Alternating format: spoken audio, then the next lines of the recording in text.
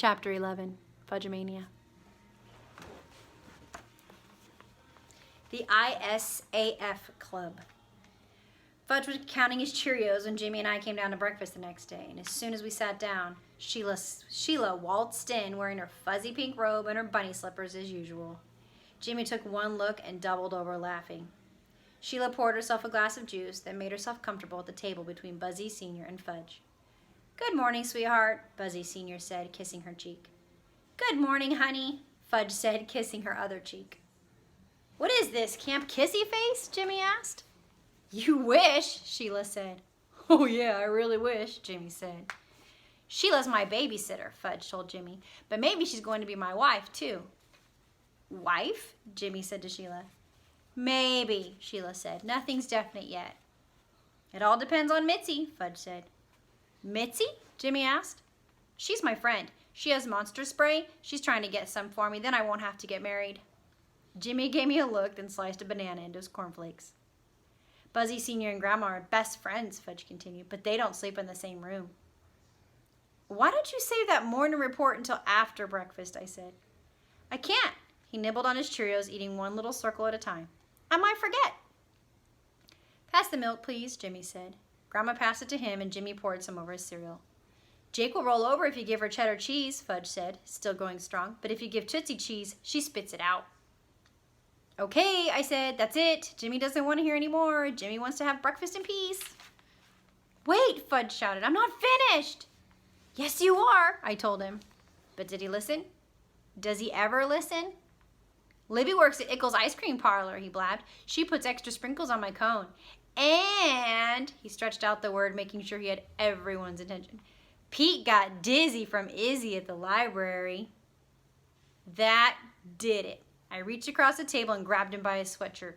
"One more word and I'm going to let you have it." "Okay." He went back to counting his Cheerios. What was that about Peter getting dizzy?" Sheila asked. "That was a joke," I told her.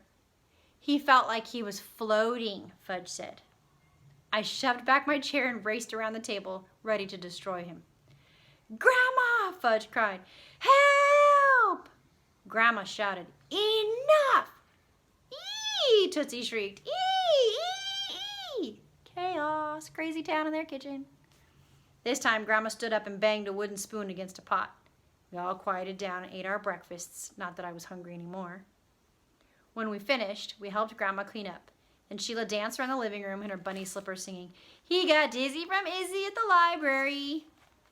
Mr. Fargo, who'd been sleeping on the couch, suddenly sat up. He looked confused. "Where am I?" "You're in Maine, Dad. Remember? You're sleeping on the sofa in the Hatchers' living room." "You mean the Tubman's living room?" Sheila said as she danced out the door onto the porch. Jimmy followed her and I followed Jimmy. No way was I going to leave the two of them alone. It was a warm, sunny morning for a change. Everything smelled fresh and clean from last night's rain. Too bad Sheila had to spoil it with her musical act. She danced from one end of the porch to the other singing, "Dizzy from Izzy, la-di-da, maybe it's love, la-di-da." "It has nothing to do with love," I told Jimmy. "Fudge made the whole thing up." "Dizzy," Sheila said. "Floating. Sounds like love to me." "Yeah, Peter," Jimmy said. "Sounds like love to me, too." "I've seen Izzy," Sheila told Jimmy. "She's got curly hair and a fat behind." "It's not fat," I shouted. "If it's not fat, how come it wiggles when she walks?" Sheila asked, parading across the porch. She tried to imitate Isabel, but wound up waddling like a duck instead. "So when do I get to meet Izzy?" Jimmy asked. "I have an idea," Sheila said. "We can ride our bikes to the library this morning." "I thought you have a job. I thought you have to babysit Fudge." "Haven't you heard?" Sheila asked. "Fudge is invited to Mitzi's. All I have to do is walk him over and I'm free." "Hope my mother's not paying you for that." "Business between your mother and me is private." Then Jimmy said, "Well, I didn't bring a bike." "No problem," Sheila said. "We have extras in the garage." "Jimmy's here to visit me," I told Sheila, "and I'll decide what we're going to do." I went back inside, slamming the door.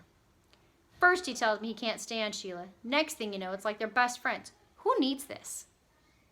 I went up to my room, kicked yesterday's clothes out of the way, and sat on my bed. In a minute, Jimmy joined me, and he sat on the edge of his bed. "Sorry," he said. "I don't know what got into me. There's plenty of reasons for feeling dizzy besides love." I didn't say anything. You're not mad, are you? Jimmy asked. Why should I be mad? Then you don't mind if we ride into town? Why would I mind? I was just trying to help you out since I know you can't stand being around the Cootie Queen.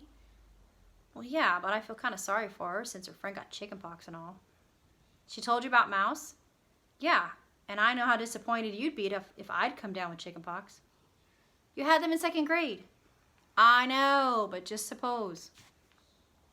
Dad adjusted the seat on one of the extra bikes for Jimmy, and then he handed him a bike helmet. Safety first. The road to town is very busy. We'll be careful, Sheila promised. I took a course in bicycle safety, so I know all the rules. What don't you know? I muttered. I don't know how to turn perfect cartwheels, Sheila said, but with Muriel's help, I'm improving. I jumped on my bike and rode away from the house, leaving Jimmy and Sheila behind. At the end of the dirt road, I turned right and pedaled as fast as I could. I pedaled harder and faster than I ever had before. By the time I got to the big hill, I was really huffing and puffing, and my heart was racing. And by the wind blowing in my face, I was gulping air. By then, I was way ahead of Jimmy and Sheila.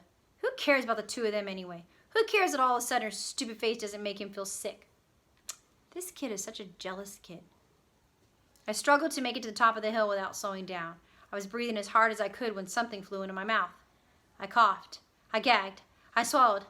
I think it was a fly. I think I swallowed a fly. I gagged again and braked so fast I flew off my bike.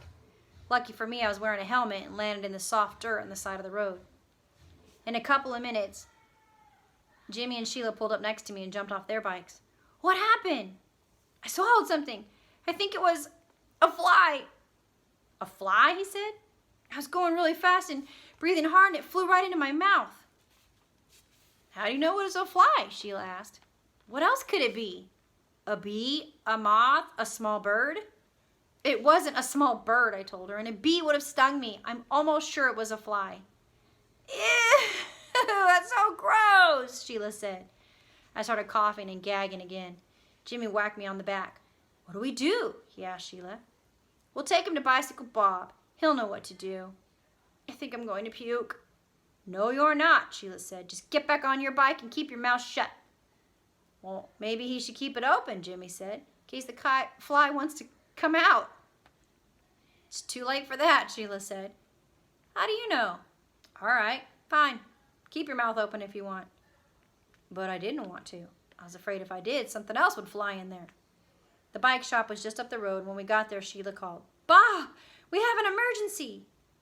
Bicycle Bob came out of his shop carrying a wrench. Hey, guys, what's happening? I was riding my bike really fast. I was breathing really hard. A fly flew into his mouth, Sheila said. And he swallowed it, Jimmy added. Hey, Bicycle Bob said, shaking my hand. Welcome to the club. The club? Yeah, the ISAF club. The ISAF club, I repeated. The I Swallowed a Fly club, Bicycle Bob said. I'm a member myself. You swallowed a fly? I'm probably approaching the half-dozen mark, he said. It's hard to pedal fast and keep your mouth shut at the same time. Does he need x-rays? Jimmy asked. Nah, Bicycle Bob said. He needs ice cream. Ice cream? Yeah, go next door to Ickles and get yourself a vanilla cone. Why vanilla? It's the best cure for swallowing live bugs, Bicycle Bob said. Unless you don't like vanilla, in which case... Vanilla's fine, I said. Good, you need some money? No, I have enough. Well, then you're all set. Give me your name and address so I can notify you about our meetings. Meetings? The ISAF club meetings. Oh, right. I wrote out my name and address for him. Then the three of us went next door to Ickles. I was glad Libby doesn't work mornings. She was the last person I wanted to see now. Tony Ickle, the owner's son, waited on us. I ordered a vanilla cone. Jimmy ordered chocolate with sprinkles, and Sheila ordered strawberry. You're Libby's sister, aren't you? Tony said to Sheila. Yes. Great girl, Libby is, he said. Psh, can't mean Libby Tubman, I thought. You must mean another Libby. Nobody in his right mind would call Libby Tubman great. What a hunk, Sheila said as we left the store with our cones. No wonder Libby loves to go to work. We sat in a little park next to Ickles and ate our ice cream. It felt weird to be eating ice cream at 10 o'clock in the morning. When we were done, Jimmy wiped his hands on his jeans and said, Okay, I'm ready for the library. We walked our bikes up the street, but when we got to the library, I said, I'll wait out here. Don't you want to see Izzy? Sheila said. Don't you want to tell her you swallowed a fly? Somebody has to watch the bikes.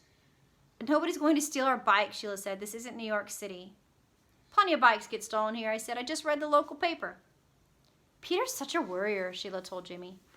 I don't worry. I think ahead. Too bad you didn't think ahead before you swallowed the bug. The two of them went inside. They're probably going to tell Isabel about the fly, I thought. She'll probably come out to see if I'm okay, and she'll remind me about that baseball book I put on hold. And if she looks at me the way she did the other day, I'm going to get dizzy again, and then Jimmy and Sheila's going to know the truth. They weren't gone for long. Izzy's not there, Jimmy said, disappointed. She only works afternoons. Too bad, I said.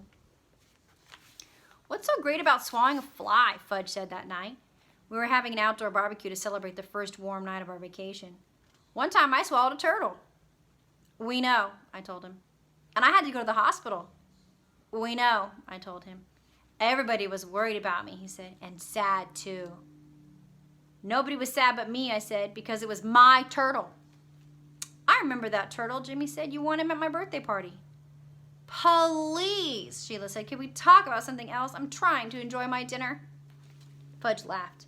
That's how Turtle got his name, right, Pete?